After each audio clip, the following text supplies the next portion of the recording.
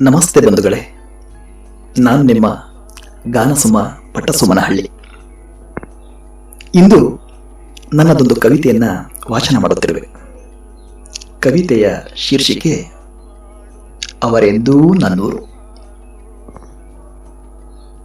ಚೆನ್ನಾಗಿ ನೆನಪಿದೆನಲ್ಲ, ಪ್ರೇಮಿಗಳ ದಿನವೇಕೆ, ನೀ ಸನಿಹ ಇರುವ ಪ್ರತಿ ಕ್ಷಣವು ಅದೆಮಗೆ ಪ್ರೇಮ ದಿನವೆಂದ ಆ ಕ್ಷಣ. ಅದೇನಾಗಿ ಹೋಯ್ತಲ್ಲ ದೊರೆ, ಜಗವನ್ನೇ ಮರೆತವರು ನಾವು, ಮನೆ ಮನಸ್ಸುಗಳ ಅಕ್ಷರಶಃ ತೊರೆದವರು ನಾವು. ಕೊನೆಗೆ ರೈಲು ಹಳಿಗಳ ಹಾಗೆ ಸೇರದೆ ಬರೀ ನೋಡುತ್ತಾ ನಿಂತೆ ಬಿಟ್ಟೆವಲ್ಲ. ಇನ್ನೂ ನನಗೆ ನೆನಪಿದೆ, ಅವರೆಂದು ನನ್ನೋರು, ಎಂದೆಂದು ನನ್ನೋರು ಎಂದು ಗೆಳತಿಗೆ ಅರುಹಿದ್ದು, ನನ್ನ ಹುಚ್ಚು ಮೋಹಕ್ಕೆ ತಲೆಗೆ ಮುಟುಕಿದ್ದು, ಕೆನ್ನೆ ಚೂಟಿ ಹಸಿರು ಚಿನೆ ನೀಡಿದ್ದು.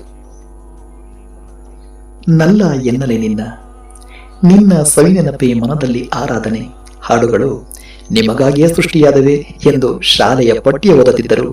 ನಿಮ್ಮ ಮೋಹದ ಈ ಹಾಡುಗಳ ಗಟ್ಟು ಮಾಡಿ ಹಾಡುತ್ತಿದ್ದುದು ನಿಮಗೂ ತಿಳಿಯದೇನಲ್ಲ.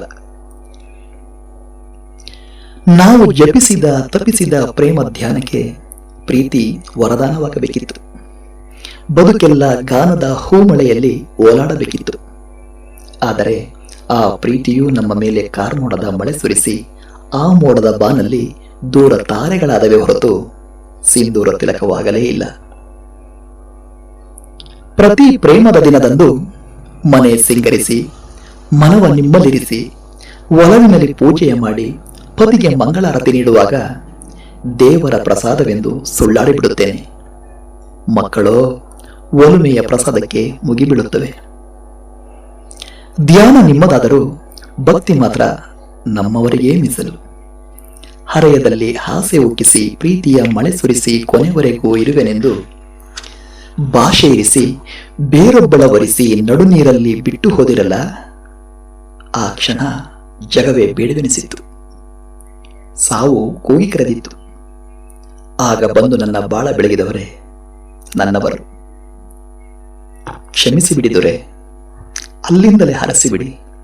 ನನಗೂ ಒಂದು ಬದುಕಿದೆ, ಪರಿವಾರವಿದೆ, ಬದುಕಿನ ಅನಿವಾರ್ಯತೆ ಇದೆ. ನಿಮ್ಮ ನೆನೆದು ಮರೆಯುತ್ತೇನೆ. ನನ್ನೇ ಬದುಕಿಗೆ ಮುಳ್ಳಾಗದಂತೆ ಅವರೆಂದು ನನ್ನೋರು. ಧನ್ಯವಾದಗಳು.